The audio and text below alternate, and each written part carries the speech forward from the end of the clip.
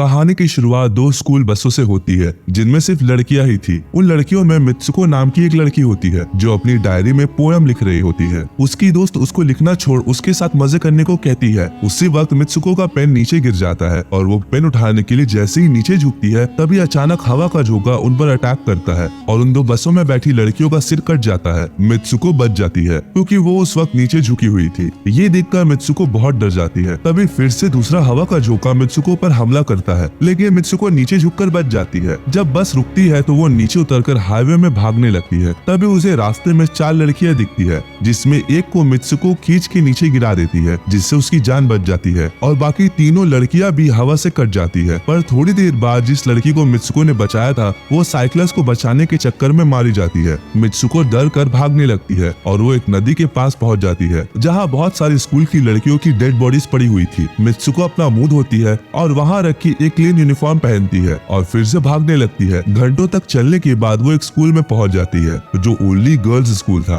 वहाँ की लड़कियां मित्सुको को जानती थी। तभी मित्सुको अपनी गर्लफ्रेंड एकी से मिलती है और मित्सुको यहाँ उससे पूछती है कि क्या तुम सच में एकी हो। तभी फिर से वहाँ हवा का झोंका आता है जिससे डर कर मित्सुको नीचे झुक जाती है। इस टाइम हवा नॉर्मल चल रही थी। एकी उसे उठाती है और स्कूल के अंदर ले जाती है। मित्सुको यहाँ बहुत कंफ्यूज हो जाती है। क्लास में ले जाकर एकी उससे पूछती है कि वो ऐसा बिहेव क्यों कर रही है। तभी मित्सुको बताती है कि जब वो स्कूल आ रही थी तब हवा ने स्कूल बसों के साथ सारी लड़कियों को काट दिया, लेकिन मैं झुकी हुई थी इसलिए मैं बच गई। एकी उसे खिड़की के पास ले जाती है और बताती है कि हवा तो बिल्कुल नॉर्मल है और मित्सुको भी हवा को फील करती है और अब वो शांत हो जाती है। अब एकी और मित्सुको अपने और दोस्तों से मिलते हैं और वो क्लास बंक करने का प्लान बनाते हैं ताकि मित्सुको अच्छा फील कर सके। रास्ते में उन्हें टीचर्स मिलती है लेकिन वो उन्हें चकमा देकर स्कूल से निकल जाती है। चारों दोस्त जंगल में पहुंच जाते हैं और वहाँ सब खूब मस्ती करते हैं। अब ये लोग एक नदी के पास रुक जाते हैं। मित्सुको एक लड़की को अपने साथ हुए हादसे के बारे में बताती है। तभी वो लड़की कहती है कि ऐसा हो सकता है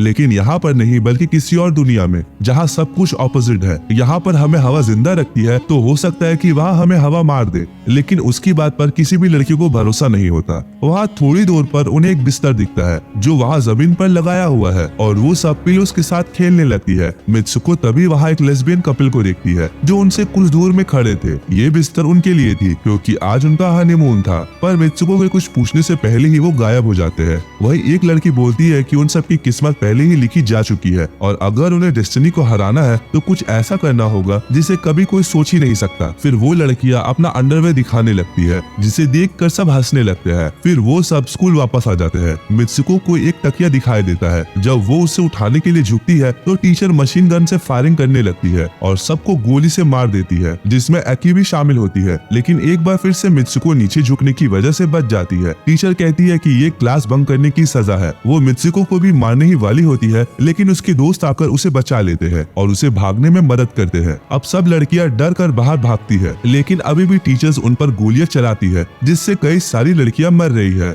और जो लड़कियां आगे निकल जाती है उन्हें हवा काट कर मार देती है। मरने से पहले एक लड़की मित्सुको को कहती है कि उसे किसी भी तरह डेस्टिनी को बदलना होगा। मित्सुको हवा से बचने के लिए काफी देर तक भागती है और भागते भागते एक शहर में आ जाती है जहाँ वो एक पुलिस स्टेशन में जाकर रुकती है। पुलिस ऑफिसर समझती है कि मित्सुको एक पागल है क्योंकि वो कुछ भी बोल नहीं रही थी और सिर्फ एक और इशारा कर रही थी। पर अचानक से पुलिस ऑफिसर उसे केको कहकर बुलाती है। जब मित्सुको आईने में देखती है तो वो शॉक हो जाती है क्योंकि उसका चेहरा बदल चुका है। पुलिस ऑफिसर केको की फ्रेंड होती है जो केको की शादी के लिए काफी एक्साइटेड है। जो शादी कुछ घंटों में होने वाली है। केको को समझ नहीं आता कि यहाँ क्या हो रहा है। पुलिस ऑफिसर केको को कार में बैठाकर चर्च में ले जाती है जहाँ उसकी शादी होने वाली है। रास्ते में काफी सारी लड़कियां उनके कार को घेर लेते हैं और केको को कांग्रेचुलेशन बोलते हैं। चर्च में बहुत सारी लड़कियां उसका वेलकम करती है। जब वो चेंजिंग रूम में जाती है तो वो वहाँ एकी को देखकर शॉक हो जाती है जो शादी के लिए तैयार हो रही थी। केको को अपनी आंखों पर भरोसा नहीं होता। वो वहाँ पूछती है कि क्या हो रहा है लेकिन एकी धीरे से उसे चुप रहने को कहती है। बाद में वो उससे वादा करती है कि वो उससे सब कुछ बताएगी और बोलती है कि वो कुछ ऐसा जानती है जिसे केको नहीं जानती। अब केको वेडिंग गाउन पहन लेती है और वहाँ सब लड़कियां बातें कर रही थी कि जो दूल्हा है वो बहुत हैंडसम है। केको को रियलाइज होता है कि वो किसी लड़के से शादी नहीं कर सकती क्योंकि वो एकी से प्यार करती है।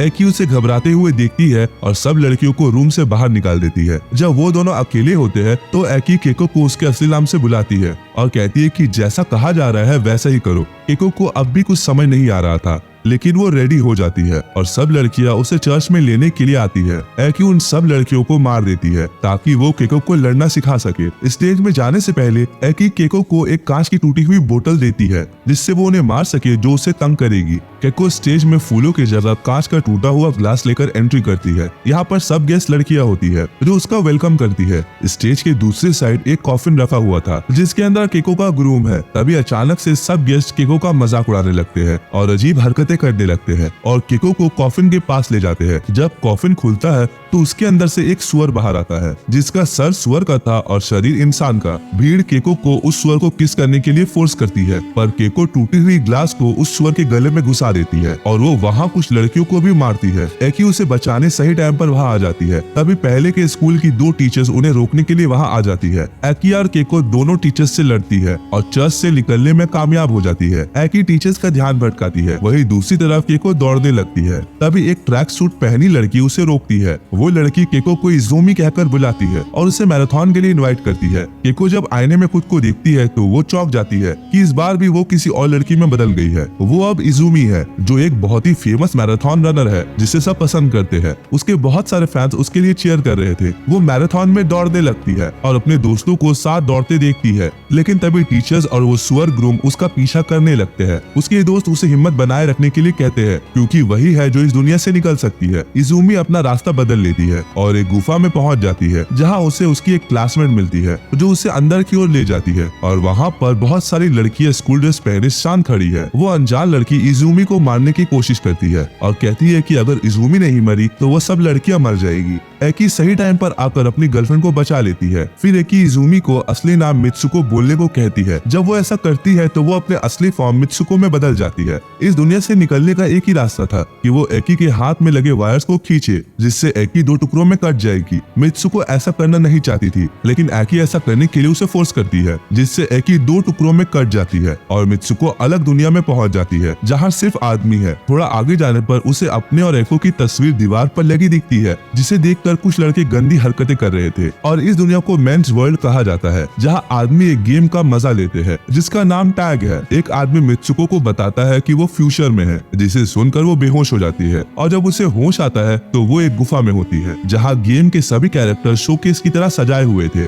तभी मित्सुको को एक बूढ़ा आदमी दिखाई देता है जो अपने टीवी में गेम खेल रहा था। वो मित्सुको को बताता है कि वो फ्यूचर में 150 साल आगे है और वो बताता है कि तुम भी इस गेम का हिस्सा हो और हालांकि तुम मर चुकी हो लेकिन मैंने तुम्हारा डीएनए लेके तुम्हें फिर से बनाया ताकि तुम्हें गेम में डाला जा सके जिससे लड़कों का मनोरंजन हो। उस बूढ़े आदमी का यंगर वर्जन वहाँ आता है और अपने कपड़े खोलकर बेड में सो जाता है और मित्सुको को उसके साथ सोने को कहता है। बूढ़ा आदमी बताता है कि इस गेम का फाइनल स्टेज है मित्सुको के साथ इंटीमेट होना। वो लड़का उसे टच करता है। तभी उसे याद आता है कि उसके फ्रेंड ने कहा था कि अगर उसे डेस्टिनी को हराना है तो उसे कुछ ऐसा करना होगा जिसे किसी ने कभी सोचा ही नहीं हो। तभी उसकी बात मानकर मित्सुको उस आदमी का गला दबाने लगती है और कहती है कि लड़कियों के साथ खिलौनों की तरह खेलना बंद करो। वो एक तकिया फाड़ देती है और उसके गुस्से से फेदर्स का रंग लाल हो जाता है और आखिर में वो बूढ़े आदमी की छड़ी से खुद को मार डालती है जिससे वो डेस्टिनी को बदल देती है क्योंकि उसकी मौत गेम का पार्ट नहीं था। आखिरी सीन में मित्सुको अकेले एक बर्फीली जगह में उठती है और यहाँ पता चलता है कि गेम ओवर हो चुका है और अब वो कभी भी इस गेम में नहीं फंसेगी। दोस्तों हालांकि ये मूवी बहुत ही अजीब और मीनिंगलेस लगती है लेकिन ये कहानी मित्सुको की होमोसेक्सुअलिटी को दर्शाती है